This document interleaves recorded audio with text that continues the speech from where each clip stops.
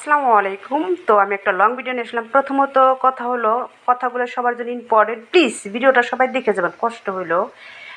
যারা নতুন প্রবাসে আসে, যারা প্রবাসে এসে খানা খাইতে পারে না, তাদের বিষয়ে কিছু কথা। আমরা যারা প্রবাসে আসি নতুন, হাসতে হাসতে পাসপোর্টটা জমা দিই। বুঝতে পারছেন? যখন বিমানে উঠি, 1 মাস 2 মাস যায়, ফ্যামিলির কথা মনে হয়, তখন প্রত্যেকটা প্রবাসী দুঃখে দুঃখে মরে, কী করলাম না করলাম, দেশে লবণ ভাত খেতাম, ফ্যামিলি নিয়ে ভালো থাকতাম। কিন্তু আবেগে দুনিয়া চলে না। আর ধৈর্য এমন একটা জিনিস, আপনি ধৈর্য ধরে থাকলে আপনার আল্লাহ পাক নিরাশ করবে না। ধৈর্য এমন একটা জিনিস, তার ফলাফল আমি অনেকটাই পাইছি। যাই হোক, আমরা যারা প্রবাসে আসি, কারো বাপের যদি অর্থ সম্পদ থাকতো, সে মানুষটা কিন্তু প্রবাসে আসতো না। কোন ফ্যামিলির মানুষ প্রবাসে আসে জানেন? যার 5-6টা বোন, হাল ধরার মতো তার বাবার কেউ নাই, ওই মেয়েটা প্রবাস আসে। যার স্বামী হাজবেন্ড ভালো না, বাপ মা বিয়ে দেওয়ার পরে হাজবেন্ড নেশাদস্ত, অন্য খারাপ কাজে লিপ্ত, বাচ্চা কাছের ভরণ পোষণ দেয় না, ওই মেয়েটাই প্রবাসে আসে।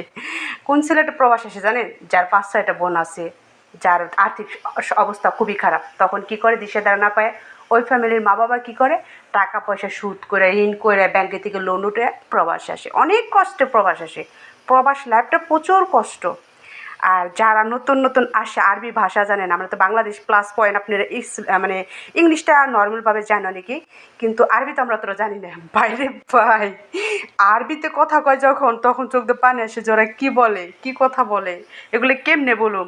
যাই হোক, যাদের মেধা ভালো তার অল্পতেই শিখা যায়। আমি অল্পতেই শিখে গেছি, যেহেতু আমার 10 বছর রানিং শেষ, 11 বছর পড়ে গেছে প্রবাস লাইফ। তো আস্তে আস্তে সবাই শিখে যায়।